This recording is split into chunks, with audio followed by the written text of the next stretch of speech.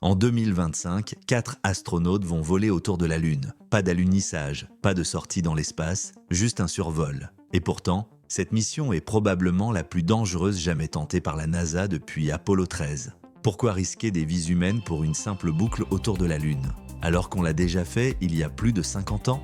Quand on entend parler d'Artemis 2, on imagine facilement un genre de répétition générale. Un vol de routine pour tester le matériel avant le grand retour sur la Lune. Après tout, on a déjà envoyé des hommes là-bas dans les années 70. Les fusées sont plus puissantes aujourd'hui. Les ordinateurs sont des millions de fois plus performants. Donc logiquement, ça devrait être plus simple, plus sûr, presque banal. Une formalité technique avant Artemis 3. C'est exactement ce que tout le monde pense. Sauf que c'est faux. Artemis 2 n'est pas une répétition, c'est un pari. Un pari sur un vaisseau qui n'a volé qu'une seule fois sans équipage et qui a déjà montré des failles critiques. Un pari sur un système de survie qui n'a jamais été testé en conditions réelles. Et un pari sur la capacité de 4 êtres humains à survivre à un environnement spatial que personne n'a affronté depuis 1972. Parce que voilà le problème. Entre la Terre et la Lune, il n'y a pas que du vide. Il y a les ceintures de Van Allen. Et au-delà de l'orbite basse, il y a un rayonnement cosmique que nos corps ne sont tout simplement pas conçus pour encaisser. Le vaisseau Orion, c'est la pièce centrale d'Artemis. Il a volé une première fois en novembre 2022 lors de la mission Artemis 1. 25 jours autour de la Lune, sans équipage. Tout s'est bien passé en apparence, mais en creusant les rapports de la NASA, on découvre que le bouclier thermique a subi une érosion anormale. Celui qui protège le vaisseau lors de la rentrée atmosphérique à plus de 40 000 km/h. Des morceaux se sont détachés, pas assez pour compromettre la mission, mais assez pour inquiéter les ingénieurs. La NASA a reconnu que ce comportement était inattendu et qu'une analyse approfondie était en cours. Traduction, on ne sait pas encore exactement pourquoi ça s'est produit. Et pourtant, on envoie des humains avec ce même bouclier sur Artemis 2. Pourquoi? Parce que refaire un bouclier thermique prendrait des années. Parce que le calendrier politique ne permet pas d'attendre. Parce qu'on estime que le risque est acceptable. Acceptable, c'est le mot qu'on utilise quand on n'a pas le choix. En orbite basse, à 400 km d'altitude, la Station spatiale internationale est protégée par le champ magnétique terrestre. Les astronautes y reçoivent environ 150 millisieverts par an. C'est beaucoup, mais gérable. Artemis 2, elle, va traverser les ceintures de Van Allen.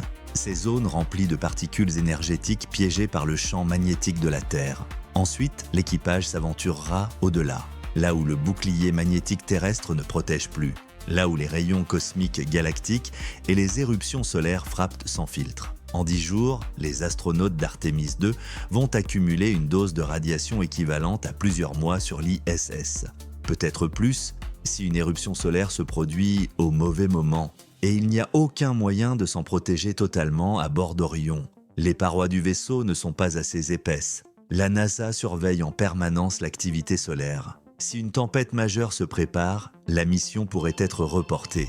Mais une fois lancée, les astronautes n'auront qu'une option, espérer que le Soleil reste calme.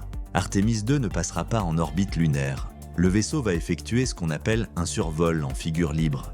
Il s'approche de la Lune, utilise sa gravité pour modifier sa trajectoire, puis revient vers la Terre. Pas de freinage, pas d'insertion orbitale, pas de deuxième chance. Si un problème majeur survient, une panne du système de propulsion, une fuite d'oxygène, une défaillance électrique, il n'y a pas de station spatiale pour servir de refuge, pas de capsule Soyouz en backup.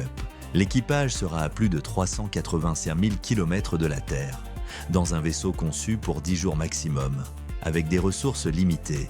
Et contrairement à Apollo, où chaque mission avait un module lunaire qui servait de canot de sauvetage en cas de problème, Orion est seul. Tout doit fonctionner, du début à la fin. C'est pour ça que la NASA insiste sur un point. Artemis 2 est une mission de test.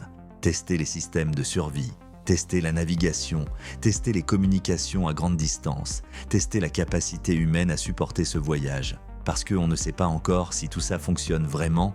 Artemis 2 révèle quelque chose de fondamental sur l'exploration spatiale. On n'a jamais vraiment maîtrisé le voyage lunaire. On l'a fait, oui, 6 fois entre 1969 et 1972. Mais on ne l'a pas industrialisé. On ne l'a pas rendu sûr, on ne l'a pas rendu reproductible.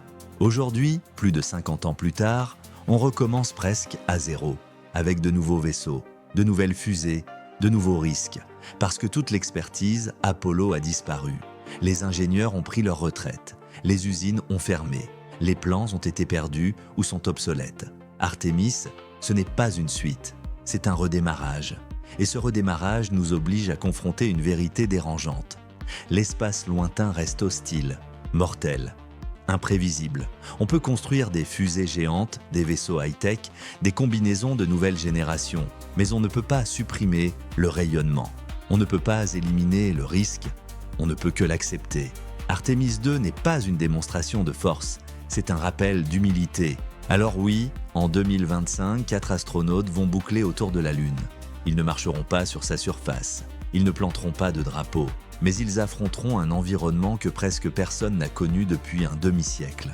Ils testeront un vaisseau imparfait, ils prendront des risques calculés mais réels, parce que c'est ça l'exploration spatiale, pas une marche triomphale vers les étoiles, mais un effort permanent pour repousser nos limites, malgré nos fragilités. Et si vous voulez comprendre pourquoi on continue malgré tout, je vous invite à explorer les prochaines missions Artemis. Parce que le vrai pari, ce n'est pas Artemis 2, c'est ce qui vient après.